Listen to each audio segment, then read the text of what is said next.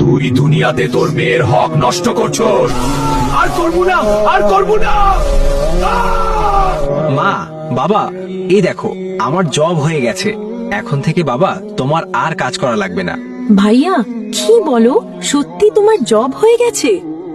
এই, ওর জব হয়েছে তাতে তোর সমস্যা কি? যা এখান থেকে। আরে, তুমি মেয়েটার সাথে এমন ব্যবহার করো কেন? মা বাবা আমার সাথে এমন কেন করে? এমন ভাবে ব্যবহার করে মনে হয় আমি তাদের সৎ মেয়ে। মা, বাবা, মিলি কোথায়? আমরা তো খেতে বসলাম। ও কি খাবার খাবে না? না, মিলির পেটে মনে হয় ক্ষুধা নাই। ক্ষুধা থাকলে আসতো। তোরটা তুই খা। মা, আমি অফিসে যাই, ঠিক আছে? ঠিক আছে বাবা, সাবধানে যাস। মা, বাবা, এই নাও, আজকে আমি বেতন পেয়েছি। কি বলছো বাবা, সত্যি? দে দে। মা, আমাকে একটা 3 পিস কিনে দিবা?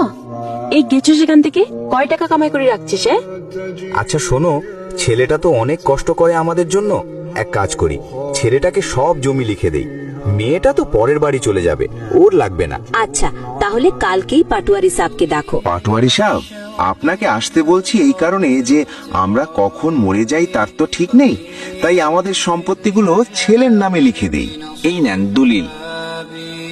হ্যাঁ, সব তো ঠিক আছে, খালি ওদের সই লাগবে। আচ্ছা বাবা, তুমি এখানে একটা সই দাও তো। ঠিক আছে আঙ্কেল।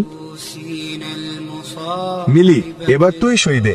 না আব্বা, আমি সই দেব না। আমার কি কোনো হক নাই?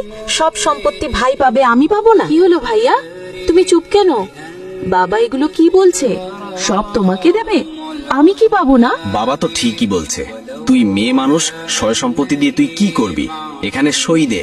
আব্বা, আমি আল্লাহর কাছে বিচার দিলাম, তোমরা আমাকে ঠকিয়েছো। তো বাবা, তুমি যে আমার মেয়েকে বিয়ে করবে, তুমি কি করো? আঙ্কেল, আমি একটি মসজিদের ইমাম, মসজিদে নামাজ পড়াই। সামান্য ইমাম, আর আইসো আমার মেয়েকে বিয়ে করতে? এক্ষুনি বেরিয়ে যাও।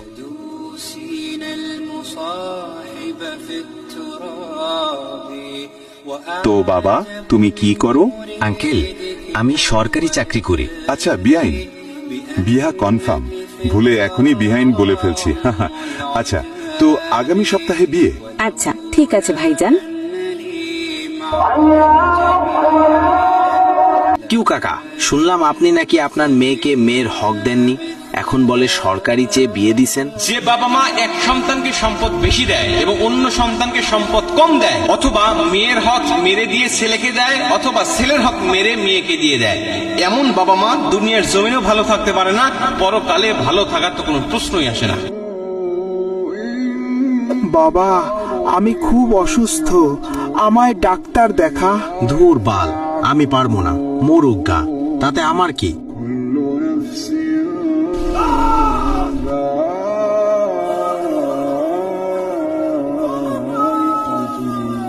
এই লোকটি তার মেয়েকে ঠকিয়েছে।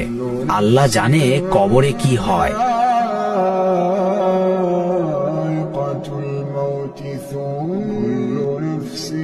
তুই দুনিয়াতে তোর মেয়ের হক নষ্ট করছস। তোর কোনো হিসাব নেই, তোর জায়গা শুধু জাহান্নামে। আর করবো না, আর করবো না। কিরে মিলি, তোর বাবা মারা গেছে কয়েক মাস হয়েছে, তোর বাবার বাড়ির সম্পত্তি কি তোর ভাই ভোগ করবো নাকি? কেন? তুমি আমার বাবার বাড়ির সম্পত্তি দিয়ে কি করবা? হ্যাঁ, এত লোভ থাকা ভালো না। তুই যদি তোর বাবার বাড়ির হক না আনস, তাইলে আমি তোকে তালাক দিব। চাই দেখি কত পারো, দাও তালাক দাও। তুই দেখতে চাস? আচ্ছা, 1 তালাক, 2 তালাক, 3 তালাক।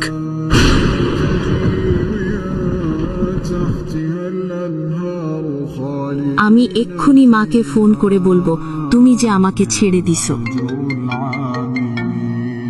মা, মা, তোমার জামাই আমাকে তালাক দিয়ে দিছে সম্পত্তির জন্য। হায় হায়, কি বলছো? আচ্ছা তুই বাড়ি চলে আয় তাহলে, ওর সাথে থাকা তোর জন্য হারাম এখন। মা, তুই আমাকে মাফ করে দিস, আমি তোর সাথে অন্যায় করেছি। তুই মাফ না করলে আল্লাহ আমাকে মাফ করবে না।